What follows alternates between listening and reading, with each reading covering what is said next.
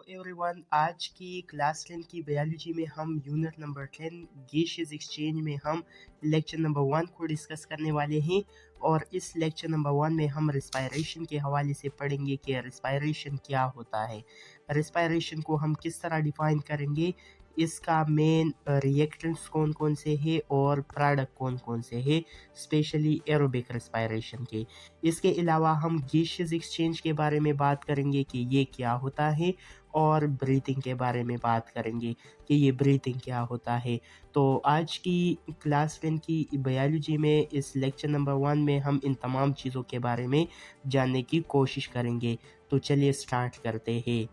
सबसे पहले अगर हम रिस्पायरेशन की बात करें तो रिस्पायरेशन ये वो प्रोसेस होता है जिसमें ये फूड मॉलिक्यूल की ब्रेकडाउन हो जाता है और ये सिंपल सब्सटेंसेस में कन्वर्ट हो जाता है, और इसके साथ साथ ये एनर्जी को भी रिलीज़ कर देता है।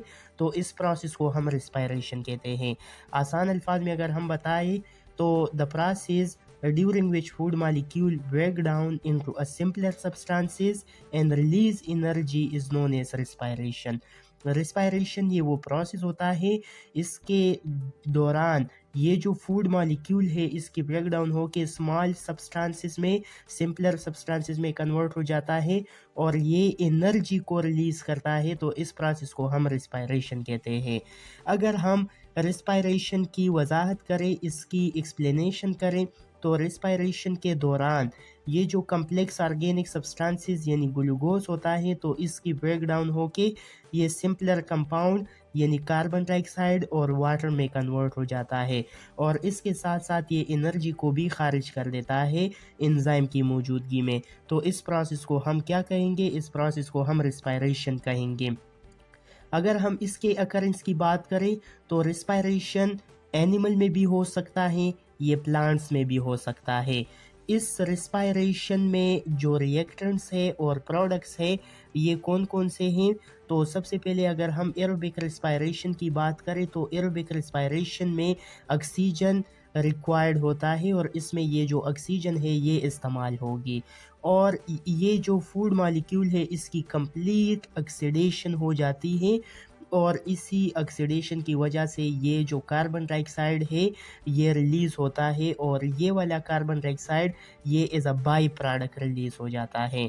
तो ये आप लोगों ने याद रखना है। इसके अलावा अगर हम इसके इम्पोर्टेंस की बात करें तो इसके इम्पोर्टेंस ये है कि ये बहुत ज़्यादा अमाउंट ऑफ एनर्जी को रिलीज़ कर सकता है, ये एरोबिक रिस्पायरेशन। इसके अलावा ये according to the organism need जो है ये वेस्ट प्रोडक्ट कार्बन डाइऑक्साइड को भी बदन से यानी बॉडी से रिलीज़ कर सकता है। अगर हम इसके रिएक्शंस की बात करें तो इसका रिएक्शन यहाँ पे आप देख सकते हैं।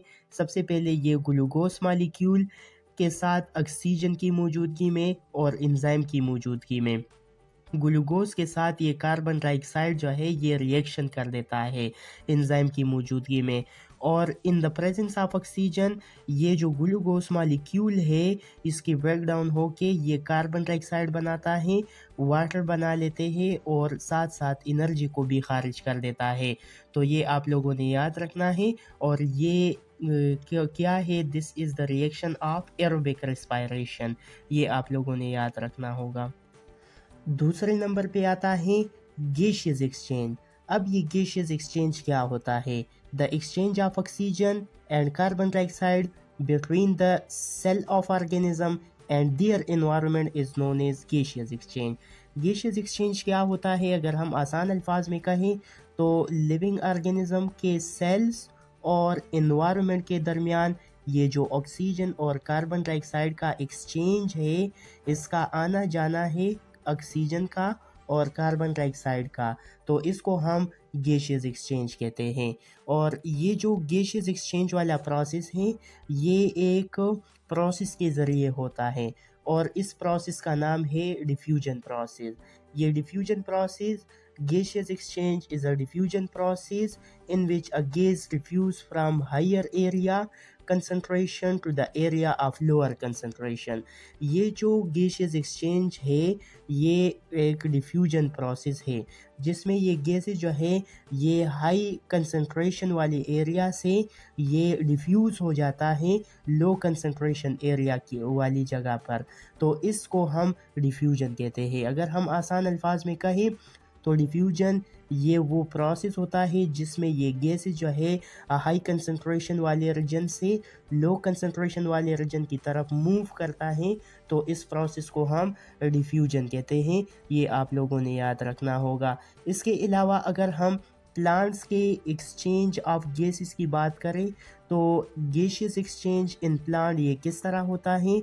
इन plant gaseous exchange take place during photosynthesis and respiration through stomata pores. Pores are general body surface. ये आप लोगों ने याद रखना है कि ये जो प्लांट है इसमें ये गैसियस एक्सचेंज फोटोसिंथेसिस के दौरान और रेस्पिरेशन के दौरान होता है। और ये जो गैसियस एक्सचेंज इन प्लांट है ये स्टोमेटा के ज़रिए, पोर्स के ज़रिए और जनरल बॉडी सरफेस के ज़रिए हो सकता है। तो ये आप लोगों ने याद रखना होगा। इसके अलावा अगर हम बात करें गैसियस एक्सचेंज इन एनिमल, अगर एक गैसियस एक्सचेंज इन एनिमल की बात करें तो ये in animal gaseous exchange take place during the respiration through lungs, gills, general body surfaces. ये जो गैसियस एक्सचेंज है प्लांट में, सॉरी एनिमल्स में, तो एनिमल में ये जो गैसियस एक्सचेंज है ये रेस्पिरेशन के दौरान होता है और ये लंग्स के ज़रिए हो सकता है, गिल के ज़रिए हो सकता है और जनरल बॉडी सरफेसेस के ज़रिए ये हो सकता है एनिमल में। तो ये आप लोगों ने याद रखना होगा। सम ऑफ द एनिमल इसमें गैसियस एक्सचेंज लंग के ज़रिए होता है। कुछ एनिमल ऐसे होते हैं जो गैसियस एक्सचेंज गिल के ज़रिए कर सकता है और कुछ एनिमल इस तरह होते हैं जिसमें ये gaseous exchange general body surface के ज़रिए हो सकता है। तो ये आप लोगों ने याद रखना होगा। थर्ड नंबर पे हमारे पास आता है ब्रीथिंग। अब ये ब्रीथिंग क्या होता है? The process of inhalation and exhalation of air for the intake of oxygen and giving out carbon dioxide is known as breathing. Breathing क्या होता है? ये वो प्रोसेस होता है इनहेलेशन और एक्सहेलेशन का जिसमें हम हवा को यानी एयर को अपने बॉडी के अंदर इसका इन आउट करते हैं। और जब भी हम इनसाइड अपने बॉडी में ये हवा को अंदर लेके जाते हैं तो इसमें ये जो ऑक्सीजन है ये हमारे बॉडी में ब्लड में ये एब्जॉर्ब हो जाता है और ये जो कार्बन डाइऑक्साइड है ये ब्लड से दोबारा कहाँ पे आ जाता है? लंग्स में, और ये बाहर निकल जाता है। तो इस प्रोसेस को हम ब्रीथिंग कहते हैं। अगर हम आसान अल्फाज में कहें so the process of inhalation and exhalation of the air is known as breathing. Breathing process, inhalation और एक्सहेलेशन प्रोसेस को हम ब्रीथिंग कहते हैं। इस आसान अल्फाज में अगर हम बता दें। इसके अलावा अगर इसको और भी सादा अल्फाज में बता दें so the intake of oxygen and the giving out of carbon dioxide from the body is known as breathing, जिसमें ये जो ऑक्सीजन है इसका हम इनटेक करते हैं और ये जो कार्बन डाइऑक्साइड है इसको हम बॉडी से रिमूव करते हैं, आउट करते हैं। तो इस प्रोसेस को ब्रीथिंग कहते हैं। इस ब्रीथिंग के हमारे पास जो है ये मेनली दो फेजेस है। ब्रीथिंग में जो पहला फेज है इसको हम इनहेलेशन कहते हैं। Inhalation is the taking of air और oxygen is called inhalation. Inhalation वो प्रोसेस होता है जिसमें हम ऑक्सीजन यानी हवा को अपने बॉडी के अंदर कर देते हैं। ये जो हवा है इसको हम इनटेक करते हैं, इसका टेकिंग करते हैं, इसको लेते हैं। तो इस प्रोसेस को हम इनहेलेशन कहते हैं। मिसाल के तौर पर अगर हम इसके एग्जांपल की बात करें, is the concentration of oxygen is higher in the air than the blood so oxygen diffuse into the blood. आसान अल्फाज में अगर हम कहें अगर ऑक्सीजन की मिकदार, कंसंट्रेशन ऑफ ऑक्सीजन ये ज़्यादा हो हवा में हमारे ब्लड से तो ये जो ऑक्सीजन है ये डिफ्यूज़ हो के हमारे ब्लड में आ जाता है इनहेलेशन प्रोसेस के दौरान। तो ये आप लोगों ने याद रखना होगा। इसके अलावा अगर हम एक्सहेलेशन की बात करें तो एक्सहेलेशन ये क्या होता है? Exhalation is the giving out of air और carbon dioxide is known as exhalation. Exhalation ये वो प्रोसेस होता है जिसमें हम ये कार्बन डाइऑक्साइड को बॉडी से आउट कर देते हैं, तो इस प्रोसेस को हम एक्सेलेशन कहते हैं। तो ये आप लोगों ने याद रखना होगा। For example, as the concentration of carbon dioxide higher in the blood than the air, so carbon dioxide diffuse out of the blood. मिसाल के तौर पर अगर हमारे पास कंसनट्रेशन ऑफ कार्बन डाइऑक्साइड ये हाई हो, यानी ब्लड में कार्बन डाइऑक्साइड की मिकदार ज़्यादा हो हवा से, बाहर की हवा से, तो ये कार्बन डाइऑक्साइड जो है ये डिफ्यूज़ हो जाएगा ब्लड से, ये लंग्स की तरफ आएगा और लंग्स से ये आउट हो जाएगा। तो ये आप लोगों ने याद रखना है।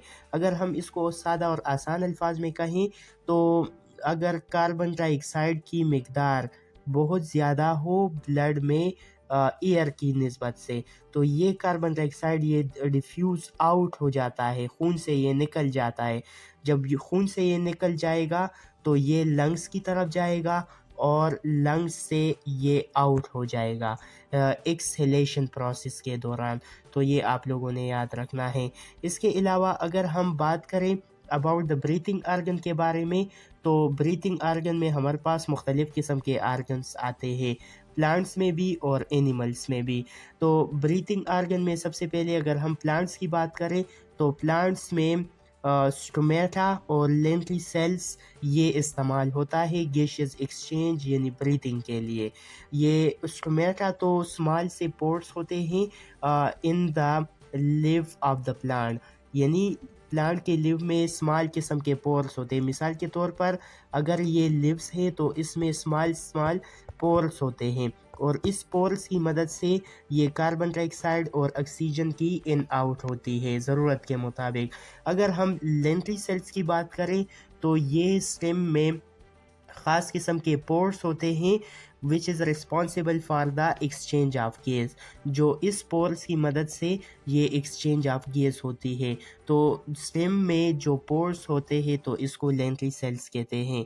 इसके अलावा अगर हम एनिमल की बात करें और एनिमल्स में हम इनवर्टिब्रेट्स की बात करें तो इनवर्टिब्रेट ट्रेकिया, बुक्स लंग्स और मॉइस्ट स्किन ब्रीथिंग के लिए इस्तेमाल करते हैं। यानी इनवर्टिब्रेट में ट्रेकिया, बुक लंग्स और मॉइस्ट स्किन ब्रीथिंग प्रोसेस के लिए इस्तेमाल करते हैं। तो ये आप लोगों ने याद रखना होगा।